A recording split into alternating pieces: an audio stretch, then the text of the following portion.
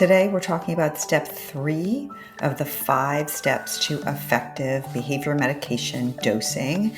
We've been through whether or not we're going to prescribe for the patient at all and how we can choose a dosing schedule. So step 3 is to choose the category. So first, let's do a little review.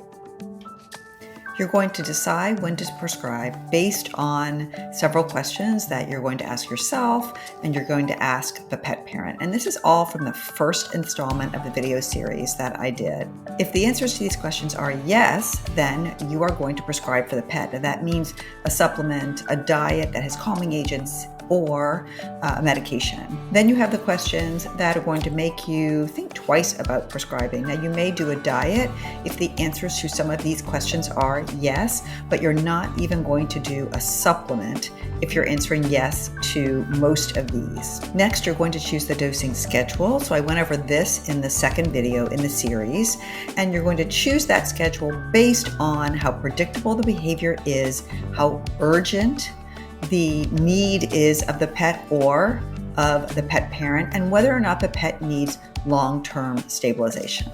Now we're on to step 3.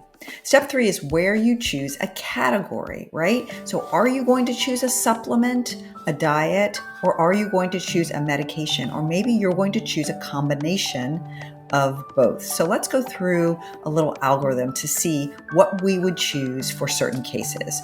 Number 1, I'm going to ask myself if the pet is at risk. Is the pet at risk of injuring itself, at risk of being euthanized, at risk of being relinquished, at risk of injuring others? If that's the case, I am going to then ask myself, is the pet moderately or severely affected, right? That's going to be versus mildly affected. So if either of those things are true, if the pet is at risk, self, others, risk of relinquishment, risk of euthanasia, or if the pet is moderately to severely affected, I'm going to be funneling my power, my brain power, into the medication bucket. I do not want that pet to be relinquished, to euthanize, to hurt someone, right? If I can stop that or lessen the likelihood of it with a medication. What if the pet is not at risk? The pet parent says, no matter what, it doesn't matter. I'm never giving this pet up. This is not an urgent problem. I have all the time in the world. Or the pet is just mildly affected. Then we're going to consider a supplement or a diet. Now, this is very black and white, right? But you can combine supplements with medications, or diets with supplements, or diets with medications. We're going to go through now a couple of scenarios where you can test your knowledge of whether or not you should be choosing a medication or a supplement. Here is the presentation. This is a dog that has separation fear, single working parent, 2 school-age children, right? And every time she leaves the house, there's destruction, there's urination, there's defecation. Is there urgency? Yes. Could this pet parent become frustrated? She's got a lot on her plate. Is this pet moderately or severely affected? I would say moderately for sure. So what are you going to choose for this patient?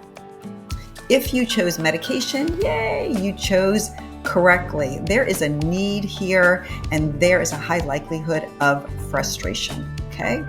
Next, you've got basically the same-ish presentation, separation fear, but this time it's a dog who lives with a retired couple and they have no at-home children. They have told you they are empty nesters and this dog is their baby. When they leave, which is rarely and only for like 2 hours, the dog paces and pants. Do we need a medication for this patient, a supplement, a diet? Well, it kind of depends, right? You could use a PRN, that's an as-needed medication, like benzodiazepines, gabapentin, pregabalin, trazodone, clonidine, etc., when they leave the house, and then you could use a supplement or a diet if needed for daily relief of anxiety if the patient needs it. In this case, I could also use a PRN medication and use a highly qualified dog training professional to work on the separation anxiety itself and skip the supplement entirely. Next up, we will be doing step 4, which is actually choosing which medication to prescribe. So stay tuned.